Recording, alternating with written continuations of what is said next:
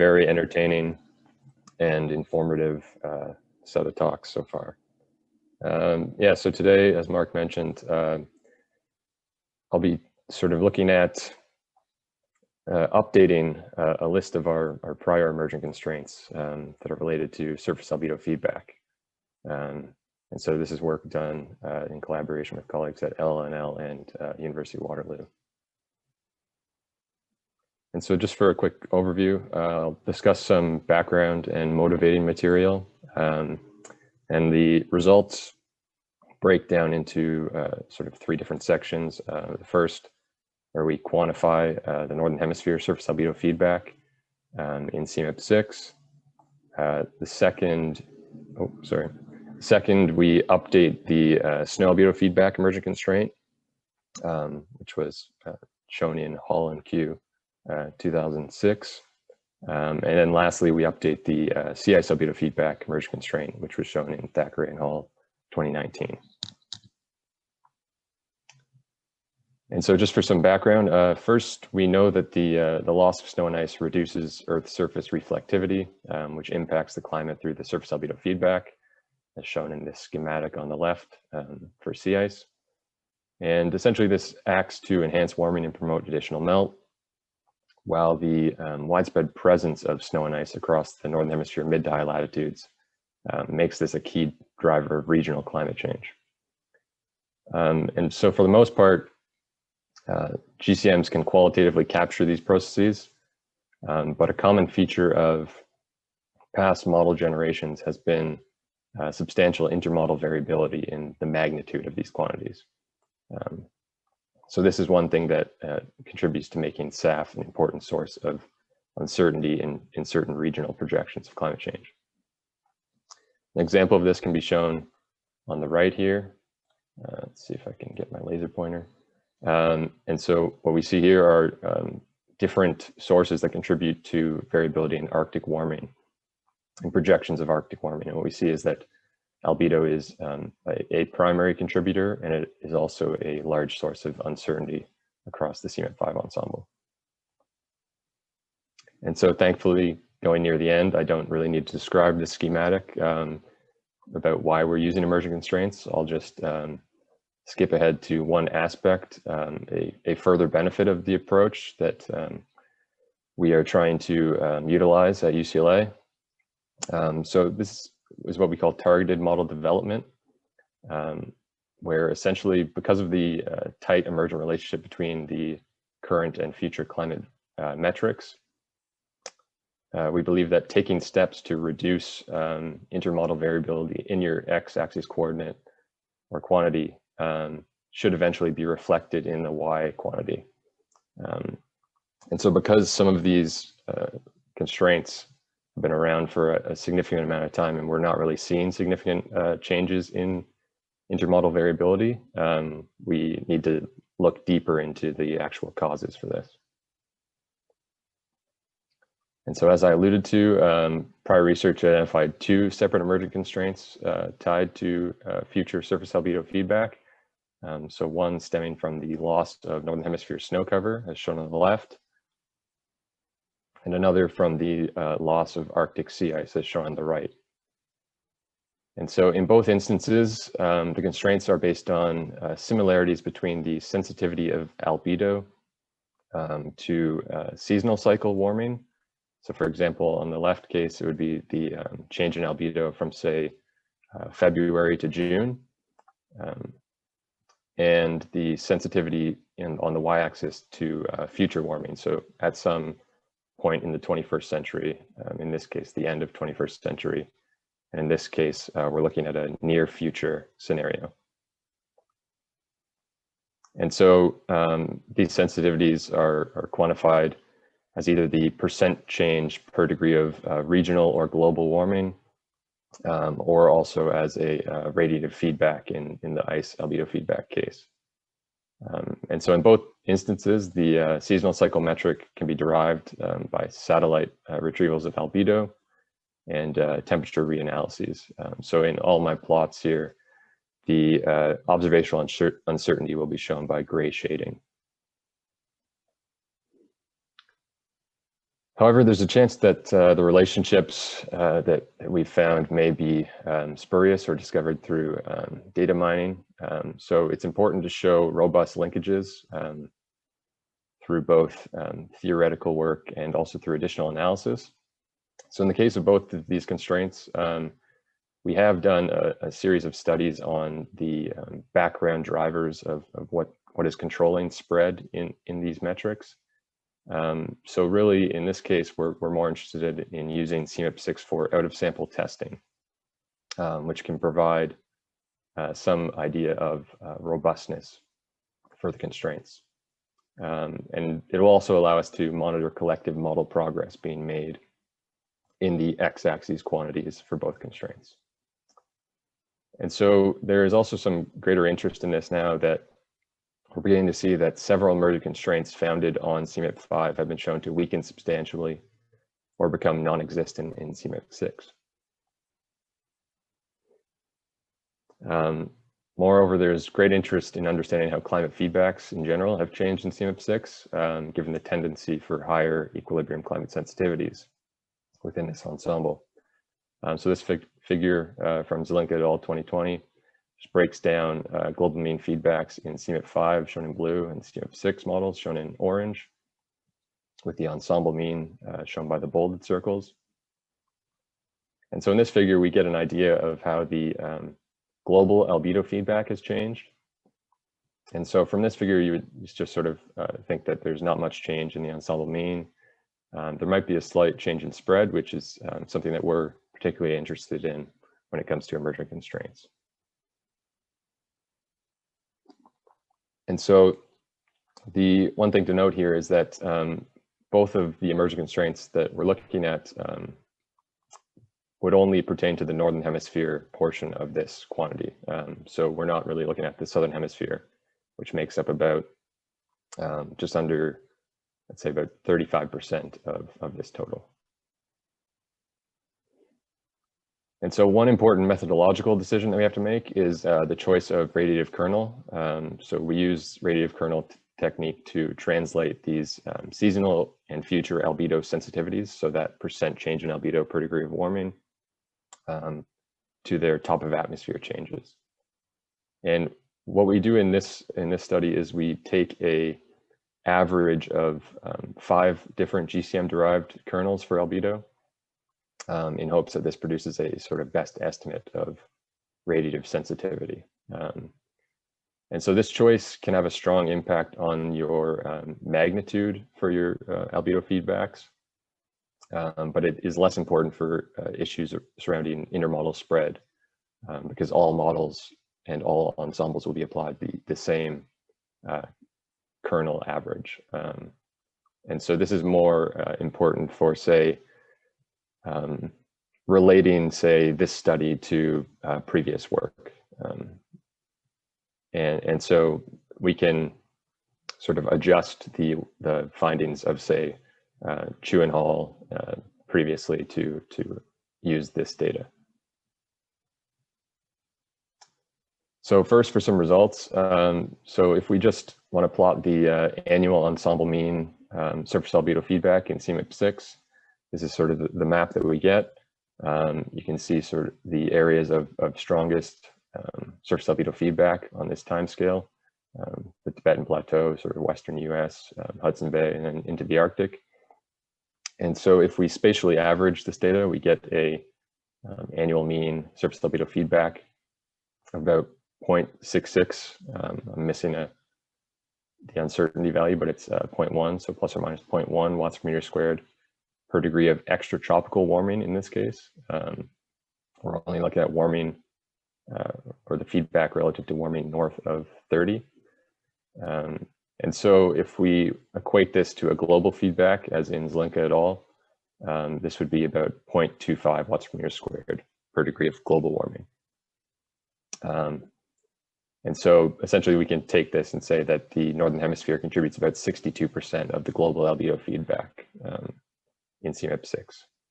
And so on the right, I'm showing the standard deviation of this left map, just to show areas where model disagreement is greatest. And so Tibetan Plateau, the Arctic mainly stand out. If we break down this annual mean seasonally, we can see that in spring, the snow albedo feedback, or as I denoted here, SAF snow, is at its peak, while the I guess lower parts of the Arctic are experiencing some ice albedo feedback taking place. Whereas in the summer, it is surface albedo feedback is pretty much purely dominated by the ice albedo feedback. And then lastly, in the fall, we sort of see a weaker but significant contribution from the lower latitude land areas for their snow albedo feedback. And so how does this compare to CMIP5? This figure sort of breaks down that same data, but on a monthly basis and averaging across, say, all land grid cells versus all ocean grid cells. What we see is that this is very similar to CMIP5. So here, CMIP6 data is shown by the solid lines, and CMIP5 is shown by the dotted lines. And you can see there's only a slight strengthening in our sort of peak albedo feedback months in CMIP6 versus CMIP5. And this is also the time when our intermodel variability is strongest. So now to update the past emergent constraint and see how well it stands up or evolves in CMIP6. And so these values that I'm showing are, there's a slight change now. The feedback is calculated relative to extratropical land warming, as this is the approach laid out by the previous work. And so a first sort of preliminary check to see that see what the models are really doing and if the processes are similar on both different timescales is to look at sort of the spatial distribution. And so what we see is that the snow albedo feedback exhibits similar spatial character in both timescales. So in the seasonal cycle map shown on the left, and then also the climate change feedback shown on the right. And so this similarity has been used in the past as a way to indicate similar underlying processes driving the feedback values. And so if we update our emergent constraint, a version of this figure has been shown a couple of times in this meeting already. So this is our new result with CMIP5 shown in blue, CMIP6 shown in red, and CMIP5 shown in red, and CMIP6 shown by black letters. And what we see is that the relationship is incredibly robust across all three ensembles. The other thing to note is that there's only a slight change in slope in CMIP6, that's denoted by this black dash line, which shows good stability in the constraint. And so if we were to use the information from all three of these ensembles, it would produce a constrained range of about 0.8 to 1.24 watts per meter squared per degree of warming for our y-axis coordinate, following the framework laid out by Bowman et al. And this is about a 60% reduction in spread. The other key takeaway from this figure is that it's clear to see that the intermodal spread has not really changed much across ensembles. So this is one thing that we weren't really expecting. We had some preliminary results for CMIP6 and they were quite promising. But so what we see is that the spread is pretty much threefold and it hasn't really changed from these past generations, despite our knowledge of this constraint for well over a decade now. And so to better understand why we have not seen a greater spread reduction in this x-axis quantity, we find it important to investigate the changes in this seasonal snow albedo feedback on a model by model basis. And so to do this, we use a simpler metric. So basically that albedo sensitivity, which is just the percent change in albedo per degree of warming, commonly a proxy for the full surface albedo feedback. And so this figure is a sort of way to track model progress with green lines showing improvement in surface albedo or snow albedo feedback relative to observations shown in gray, with each letter denoting a different modeling institution. And what we see is that in the case of CMIP6, or sorry, I should start with the overall improvement. So first, most GCMs exhibit improved seasonal SAF from CMIP3 to CMIP5. But in the case of CMIP5 to CMIP6, the change is more mixed. And so in this paper, we go through and look at what is causing the outliers in CMIP6, and we find that they can be tied directly to biased simulation of snow extent in cases of Model H and Model U, poor vegetation characterization in terms of Model S, or just an unrealistically low snow albedo in case of Model M. But here I'll choose to focus on some of the positives, so some of the significant advances in CMIP6. One is the IPSL model, which features a new snow scheme and revised parameters for snow-covered and snow-free surface albedo. And essentially this acts to amplify its snow albedo feedback and brings it much more in line with observations. We also see significant improvement in the INMCM model, which sort of has the opposite effect of reducing its albedo over most snow-covered land areas and leading to a more realistic SAF. So that can be shown in these maps here. So for INMCM, we see this reduction in albedo. This is just showing climatological March albedo, this sort of wide scale change that they've applied. And in IPSL, we see this increase across most snow-covered land areas in spring. And so the last aspect of this is to update the emergent constraint on ice albedo feedback.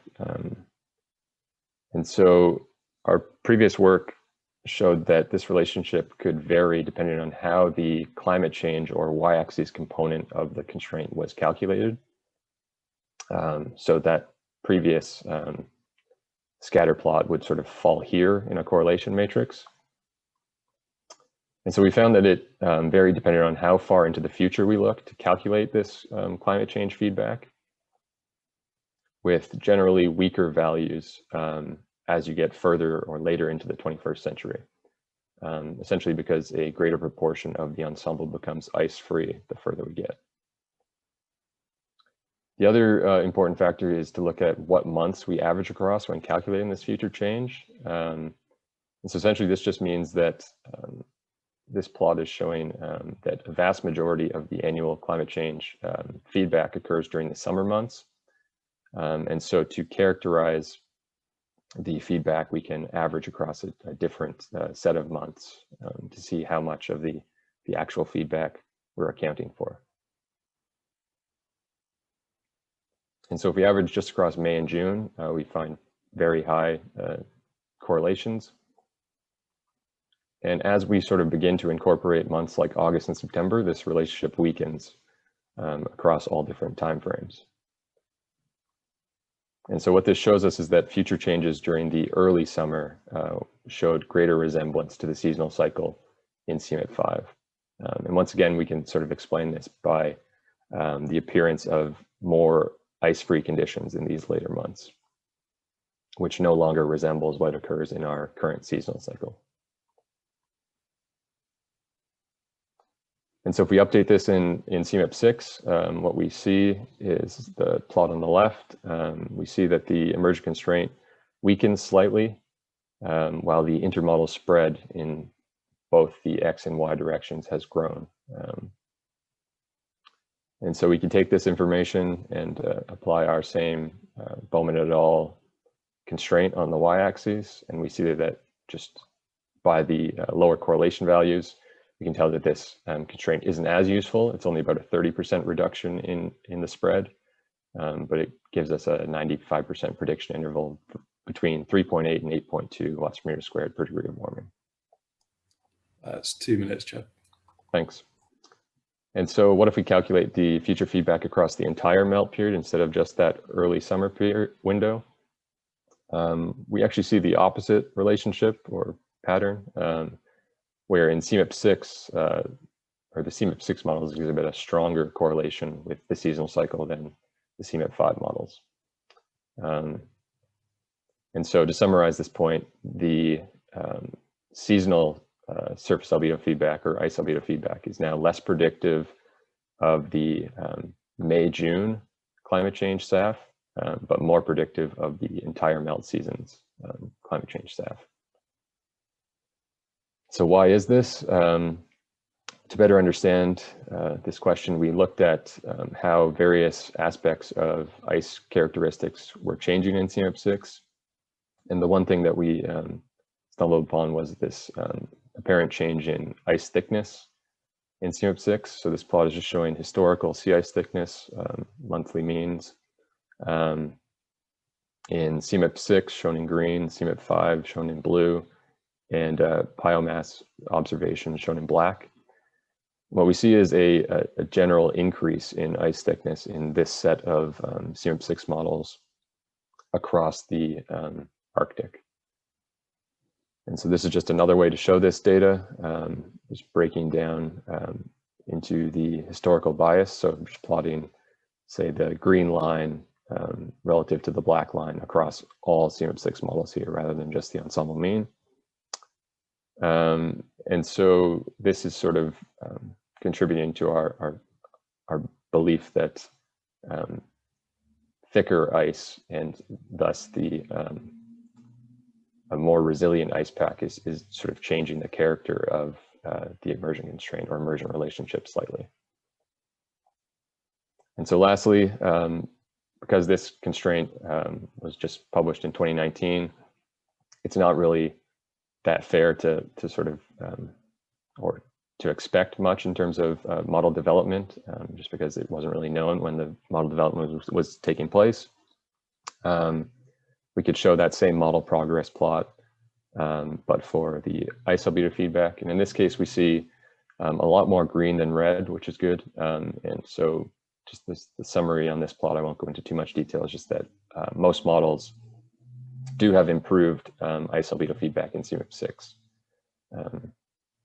despite certain outliers driving this increase in intermodal spread that we see here. And so just to summarize, we found that both these emergent constraints on snow and sea ice albedo feedback exist in the CMIP6 ensemble. And this increases our confidence that the relationships are physically meaningful. And despite noted improvements in many GCMs, outlier models with biased simulations of snow cover extent, sea ice thickness, and snow albedo are still preventing the reduction in intermodal spread in surface albedo feedback. And so we hope that by highlighting the model development steps taken between generations that have either led to improved or deteriorated simulations of SAF, that this will be useful information to the modeling community. And with that, I'll conclude.